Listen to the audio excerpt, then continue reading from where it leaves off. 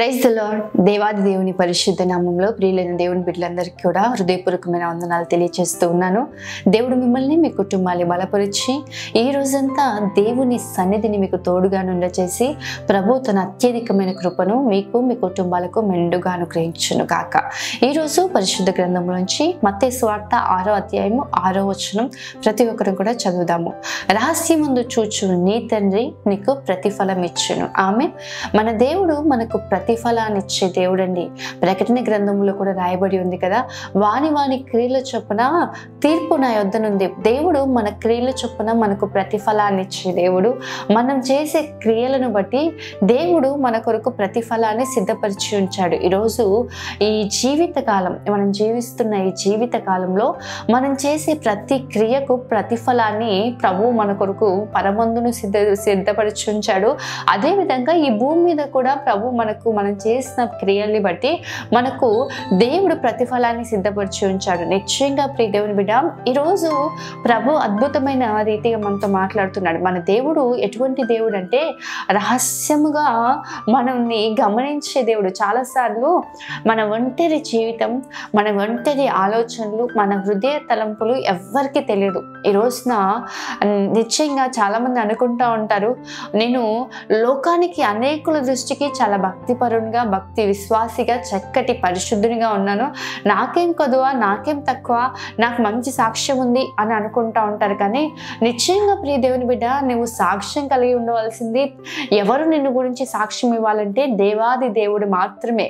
మన దేవుడు మన రహస్య జీవితాన్ని ఎరిగి ఉన్న దేవుడు. ఆయన మన హృదయ అంతరంగంలోని ఎరిగి ఉన్న దేవుడై ఉన్నాడు. ఈరోజు నిశ్చయంగా ప్రియ దేవుని బిడ్డ, ఈ మాటలు వింటున్న నీతోనే దేవుడు మాట్లాడుతూ ఉన్నాడు.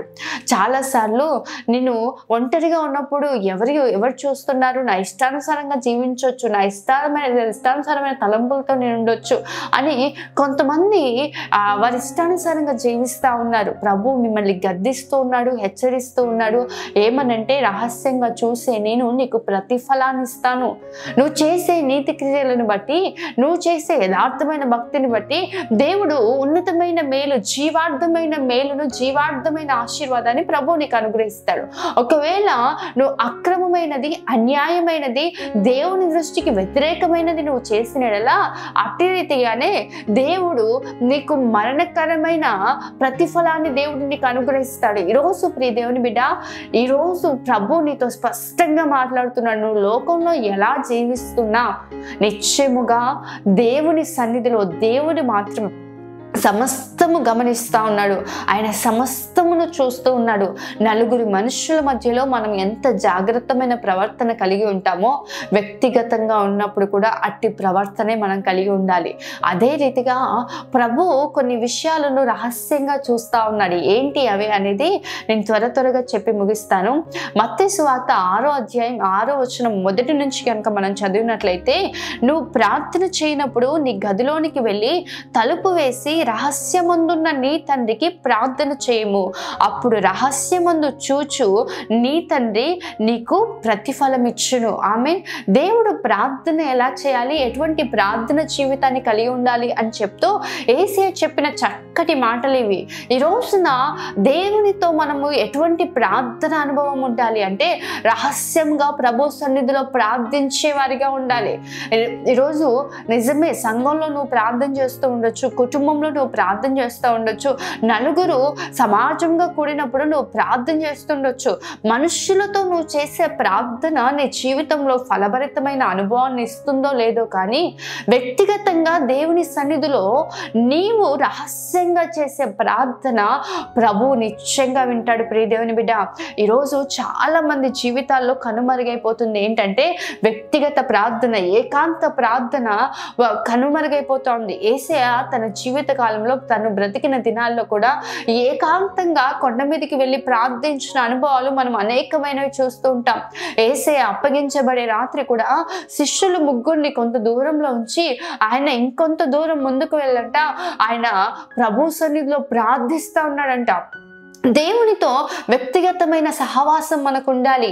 దేవునితో ఒక మంచి సీక్రెట్ రిలేషన్. అది ఎటువంటిది అంటే ప్రభువుకి మనకు ఏ అడ్డుగోడ ఉండకుండానట్లుగా వ్యక్తిగతమైన సహవాసం ఏం చేస్తుంది, వ్యక్తిగతమైన రిలేషన్ సంబంధం ఏం చేస్తుంది అంటే దేవునికి మనకు మధ్యలో ఉన్న అడ్డుగోడలు తొలగింపబడతాయి. వ్యక్తిగతంగా ఎవరైతే ప్రభు సన్నిధిలో ప్రార్థించే అనుభవం కలిగి ఉంటారో వారి జీవితాల్లో ప్రభు ఎప్పుడు కూడా వారికి సమీపముగా ఉంటారు. ఎందుకు అంటే వారు ఎప్పుడైతే ప్రభు సన్నిధికి ఒంటరిగా వెళ్ళారనుకోండి, నిశ్చయంగా ఏకాంతంగా ప్రార్థన చేసే వారికి అనుభవం ఉంటుంది. దేవుని సన్నిధికి వాళ్ళు వెళ్ళినప్పుడు ప్రోకరించి ప్రార్థిస్తుండగా వారి హృదయాంతరంగాల్లో ఉన్న వేదన, వారి హృదయాంతరంగాల్లో ఉన్న రహస్యమైన పాపము, బలహీనతలు ప్రభు సన్నిధిలో వారు ఒప్పుకొని ప్రార్థించగలుగుతారు. నలుగురిలో ప్రార్థిస్తున్నప్పుడు వారి సమస్యలు బయటికి చెప్పుకోలేరు, వారికి ఉన్న బలహీనతలు బయటికి చెప్పుకోలేరు, వారికి ఉన్న ఇబ్బందులు, వారి జీవితంలో ఉన్న పాపాన్ని దేవుని సన్నిధిలో ఒప్పుకోలేరు. కానీ వ్యక్తిగత ప్రార్థన ఏం చేస్తుంది అంటే నీకు ప్రభువుకు అడ్డుగా ఉన్న అడ్డుగోడను తొలగించేస్తుంది. పాపం అనే అడ్డుగోడ ఉందో, రహస్య సంబంధమైన జీవితం ఏదో ఒక అడ్డుగోడగా ఉందేమో, లేకపోతే ఏదో ఒక బలహీనతలు నీకు అడ్డుగోడగా ఉన్నాయేమో, ప్రభు సన్నిధిలో వ్యక్తిగతంగా ప్రార్థించే అనుభవం ఉన్న వారికి ఏం జరుగుతుందంటే ఈ అడ్డుగోడ తొలగింపబడి ప్రభుతో సూటిగా మాట్లాడగలిగే అనుభవంలోకి వస్తూ ఉంటారు. ప్రభు సన్నిధిలో ప్రభు యొక్క ఆ ఉద్దేశాన్ని వారు తెలుసుకోగలుగుతారు. వ్యక్తిగత ప్రార్థన మన జీవితాల్లో మనకు ఎటువంటి మేలు చేస్తుంది అంటే ప్రభుతో మనల్ని అంటుకట్టబడినట్లుగా చేస్తుంది, దేవునికి సమీపంగా వెళ్ళినట్లుగా చేస్తుంది, ఆయన చిత్తానుసారంగా జీవింప చేయనట్లుగా చేస్తుంది. అదే వ్యక్తిగత ప్రార్థన తిరిగి మరలా ఏం చేస్తుంది అంటే ప్రభు ఉద్దేశం ఏంటి, ప్రభు పిలుపు ఏంటి, ప్రభు చిత్తం ఏంటి అని తెలుసుకున్నట్లుగా కూడా మనం నడిపిస్తూ ఉంటుంది. నిశ్చయంగా ప్రియ దేవుని బిడ్డ, ఈరోజు నీ జీవితంలో దేవుడు నీకు ప్రతిఫలం ఇవ్వాలి అంటే రహస్యంగా ప్రార్థించే అనుభవం ఉండాలి. ఒంటరిగా ప్రభు సన్నిధిలో మొరపెట్టగలిగే అనుభవం ఉండాలి. తండ్రికి నీకు మధ్యలో ఏ అడ్డుగోడగా ఉండకూడదు. నా సేవకులు ప్రార్థిస్తున్నారు కదా, నా తల్లిదండ్రులు ప్రార్థిస్తున్నారు కదా, సమాజంలో నేను ప్రార్థిస్తున్నాను కదా, కుటుంబంగా నేను ప్రార్థిస్తున్నా, ఆ ప్రార్థన నిజంగా ఒక్కసారి వ్యక్తిగతంగా ప్రార్థించిన అనుభవంలోకి వచ్చినట్లయితే ఎంతమంది మధ్యలో మీరు ఎంత ప్రార్థన చేసినా, వ్యక్తిగతంగా ప్రార్థన చేసినప్పుడు మీకున్న ఆ సంతోషమే కావచ్చు, ఆ సంపూర్ణతే కావచ్చు, మీరు నలుగురిలో ప్రార్థన చేసినప్పుడు అది మీరు గ్రహించలేరు. ఈరోజు ప్రభుతో ఎటువంటి ప్రార్థన అనుభవం ఉండాలి అంటే వ్యక్తిగతంగా ప్రార్థించే అనుభవం ఉండాలి, రహస్యముగా ఆయనకు మొరపెట్టేవారిగా ఉండాలి. ప్రభు కోరుకునే ప్రార్థన, దేవుడు ఇష్టపడిన ప్రార్థన ఏంటంటే నువ్వు ప్రార్థన చేయనప్పుడు వేషధారుల వలె నువ్వు ఉండకూడదు. సంత వీధుల్లో ప్రార్థన చేస్తున్నట్లుగా, సమాజ మందిరంలో ప్రార్థన చేస్తున్నట్లుగా కొంతమంది విస్తారమైన మాటలతో మాట్లాడుతూ ఉంటారు, విస్తారమైన ప్రార్థనలు చేస్తూ ఉంటారు. ప్రభువుకు నీకు నిశ్చయంగా ప్రియ దేవుని బిడ్డ, దేవుని సన్నిధిని సమీపించే ప్రార్థనను చేయాలి అంటే దేవునితో వ్యక్తిగతంగా ప్రార్థించే అనుభవం మనం కలిగి ఉండాలి. ఈరోజు ఈ మాటలు విన్నావు కదా, నిశ్చయంగా రహస్యంగా నువ్వు ప్రార్థించినప్పుడు రహస్యమందు చూచు నీ తండ్రి నీకు ప్రతిఫలం ఇస్తాడంట. రెండోదిగా మనం చూసినట్లయితే 19వ కీర్తన 12వ వచనం ప్రతి ఒక్కరు కూడా చదువుదాము. Psalms 19:12. నేను రహస్యంగా చేసిన తప్పులను క్షమించి నన్ను నిర్దోషిగా తీర్చుము. ఈరోజు ప్రభు దృష్టికి చాలాసార్లు అనుకుంటూ ఉంటాం, నేను ఈ తప్పు చేశానని ఎవరికి తెలుసు, నేను ఈ తప్పు చేశానని ఎవరికి తెలియదు కదా, నేను ఈ పాపం చేశానని ఎవరికి తెలియదు కదా అంటే రాయబడి ఉంటే చూడండి. 44వ కీర్తన 21వ వచనంలో చూసినట్లయితే హృదయ రహస్యములను ఎరిగిన దేవుడు మన దేవుడు. మన దేవుడు ఎటువంటి దేవుడు తెలుసా? మన హృదయంలో పుట్టిన తలంపు, అది పాప సంబంధమైందే కావచ్చు, దేవునికి వ్యతిరేకమైందే కావచ్చు, శరీర సంబంధమైందే కావచ్చు, లోక సంబంధమైందే కావచ్చు, అది ఏదైనా నీ హృదయంలో ఏముందో ఈరోజు మనుషులు నీ మాటల్ని మాత్రం చూడగలుగుతారు, నీ ప్రవర్తనను చూసి నిన్ను జడ్జ్ చేయగలుగుతారు, నీ నడవడికను చూసి, నీ మాట ప్రవర్తన చూసి పలానా వ్యక్తి మంచివాడు లేదంటే పలానా వ్యక్తి చెడ్డవాడు అని చెప్పగలుగుతారు. కానీ చాలా మంది ఒక ముసుగు కప్పుకొని ఉన్నారండి. ఏంటంటే పరిశుద్ధుణ్ణి, నేను చాలా బుద్ధిమంతుణ్ణి, నేను చాలా మంచివాణ్ణి. కానీ వారి హృదయాల్లో భయంకరమైన రహస్య పాపాలు వారిని ఏలుబడి చేస్తూ ఉంటాయి. భయంకరమైన బలహీనతలు, వ్యసనాలు ఏలుబడి చేస్తూ ఉంటాయి. నిశ్చయంగా ప్రియ దేవుని బిడ్డ, రహస్యముగా నువ్వు చేసే క్రియలను ప్రభు చూస్తూ ఉన్నాడు. రహస్యంగా నువ్వు చేసే ప్రార్థన ప్రభు చూస్తున్నాడు. రహస్యంగా నువ్వు చేసే క్రియలను ప్రభు చూస్తున్నాడు. రహస్యంగా నీ హృదయంలో ఉన్న తలంపులను ప్రభు చూస్తూ ఉన్నాడు. ఈరోజు ఈ 3 విషయాల్లో చాలా జాగ్రత్తగా ఉండు ప్రియ దేవుని బిడ్డ. రహస్యంగా నేను ఒంటరిగా ఉన్నాను కదా, నా ఇష్టానుసారంగా జీవిస్తాను, నా ఇష్టానుసారంగా నేను ప్రవర్తిస్తాను, నా ఇష్టానుసారంగా నేను నాకు నచ్చినవి చూస్తాను, నాకు నచ్చినవి చేస్తాను అన్నట్లయితే దేవుని దృష్టిలో నువ్వు దోషిగానే ఎంచబడతావు. ఒక మాట రాయబడి ఉంటుంది మత్తయి సువార్తలోనే, ఏమని అంటే, మీరు రహస్యంగా చేసే వాటిని మేడల మీద ప్రకటింప చేస్తాడంట దేవుడు. ఒక దినం రాబోతా ఉంది. ఆ దినమున మనం రహస్యంగా చేసిన ప్రతి పొరపాటు, ప్రతి పాపము కూడా మేడల మీద ప్రకటింపబడబోతుంది ప్రియ దేవుని బిడ్డ. నిశ్చయంగా ప్రభు సన్నిధిలో ఆయన దృష్టికి నువ్వు నిర్దోషిగా ఎంచబడాలి అంటే దేవుని సన్నిధిలో నీ పాపాలను ఒప్పుకో. కీర్తనకారుడు చెప్తా ఉన్నాడు, అయ్యా నేను రహస్యంగా చేసిన తప్పులను క్షమించి నన్ను నిర్దోషిగా తీర్చుము. కీర్తనకారుడు ఊరియా భార్య అయిన బెత్షెబాతో పాపం చేశాడండి దావీదు. బెత్షెబాతో పాపం చేసి తనకేది తెలియనట్లుగా హ్యాపీగా తను జీవిస్తా ఉన్నాడు. పాపము పరిపక్వమై మరణాన్ని కంటదంట. యాకోబు రాసిన పత్రికలో రాయబడి ఉంటది, పాపం వల్ల వచ్చు జీతము మరణము, పాపము పరిపక్వమై మరణాన్ని కంటది. ఈరోజు నేను తప్పు చేశాను, హ్యాపీగా నా లైఫ్ ఎవరికి తెలియదు, నేను పాపం చేశాను ఎవరికి తెలియదు అన్నట్లుగా కొంతమంది కప్పిపుచ్చుకొని తిరుగుతూ ఉంటారు. దావీదు పాపం చేశాడు, ఎవరికి తెలియదండి, ఆ పాపాన్ని ఎవరు చూడలేదు. కొద్ది రోజుల్లో జరిగింది ఏంటంటే, బెత్షెబా గర్భవతి అయింది. ఎప్పుడైతే గర్భవతి అయిందని తెలిసిందో ఆ పాపం నుంచి విడుదల పొందుకోవాలి, ఆ నేరం నుంచి విడుదల పొందుకోవాలి.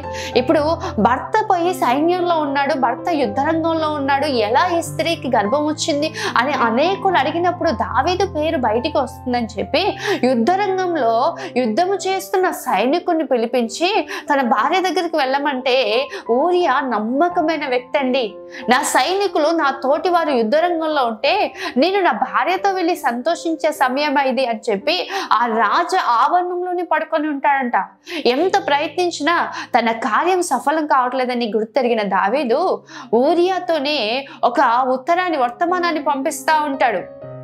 తన సైన్యాధిపతికి యోవాబుకు వర్తమానాన్ని పంపిస్తాడు. ఏమనంటే, ఊరియాని హతమగునట్లుగా ఎక్కడైతే ఈ వ్యక్తి చనిపోతాడో ఆ స్థలంలో ఉంచండి అంటే, యోవాబు ఊరియాని అతను చనిపోనట్లుగా, శత్రువుల చేతికి చిక్కబడినట్లుగా, శత్రువులకు అప్పగింపబడినట్లుగా ఊరియాని మొదట పెట్టినప్పుడు ఊరియా చనిపోతాడు. అప్పుడు అనుకున్నాడు, ఊరియా చంపే బెత్షెబా గురించి ఇప్పుడు అడిగే వాళ్ళు ఎవరు కూడా లేదు, భర్త లేడు కాబట్టి నిజం బయటికి రాదు, ఊరియా కూడా ఎలా చనిపోయాడంటే యుద్ధంలో చనిపోయాడు కాబట్టి ఊరియా చనిపోయిన నేరం కూడా నా మీదకి రాదు అనుకొని ప్రశాంతంగా జీవిస్తున్నాడు దావీదు.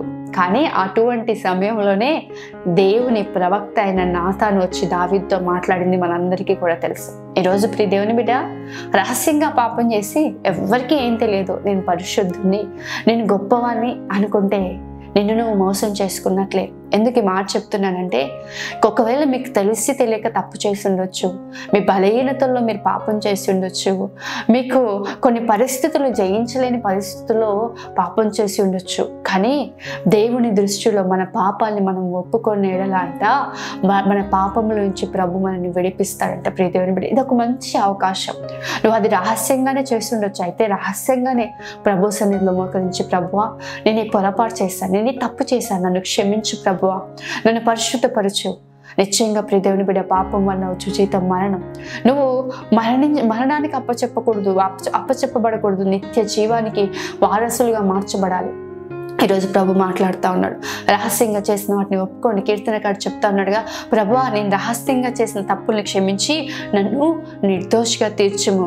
అదేవిధంగా యోబు గ్రంథం 12వ అధ్యాయం 22వ వచనంలో కూడా మనం చూసినట్లయితే, చీకటిలోని రహస్యములను ఆయన బయలుపరచుచు మరణాంధకారమును వెలుగులోనికి రప్పిస్తాడు. ఆయన ఎటువంటి కార్యాలు చేస్తాడంటే చీకటిలోని రహస్యాలను బయలుపరిచే దేవుడు. ఈరోజు ప్రభు గద్దిస్తున్నాడు, సరిచేస్తా ఉన్నాడు, మనతోనే మాట్లాడుతున్నాడు. ప్రియ దేవుని బిడ్డ, చీకటిలో చేస్తున్నాను, ఒంటరిగా చేస్తున్నాను, ఎవరు నన్ను చూడట్లేదు అంటే నిన్ను నువ్వు మోసం చేసుకున్నట్లే.